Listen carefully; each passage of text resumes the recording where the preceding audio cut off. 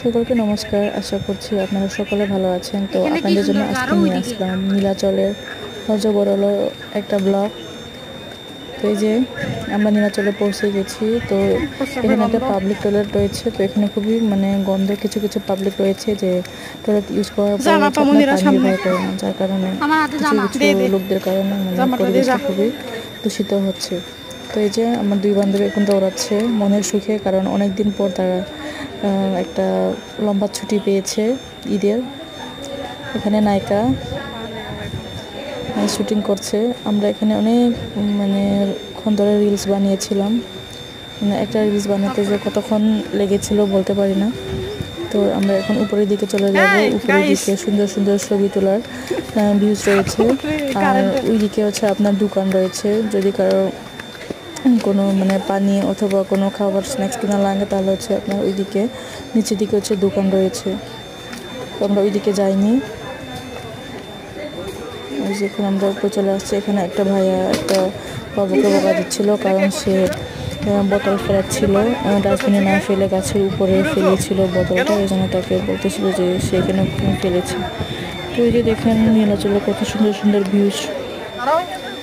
আসলে সৃষ্টিকর্তার সৃষ্টির সৌন্দর্যের প্রশংসা করে শেষ করা যাবে না। আর এখানে আমার ছোটো বোনকে আমরা একটা রিলস বানিয়ে দিচ্ছিলাম। তো হঠাৎ করে এই ভাইয়াটা এসে ডিস্টার্ব করলো। ভাইয়া আপনি এখন না আসলেও পারতেন। তো এই যে সামনে একটা গোল ঘর রয়েছে, ওই গোল ঘরে হচ্ছে আপনার আগে যাওয়া যেত, এখন বন্ধ করে দিচ্ছে, যাওয়া যায় না।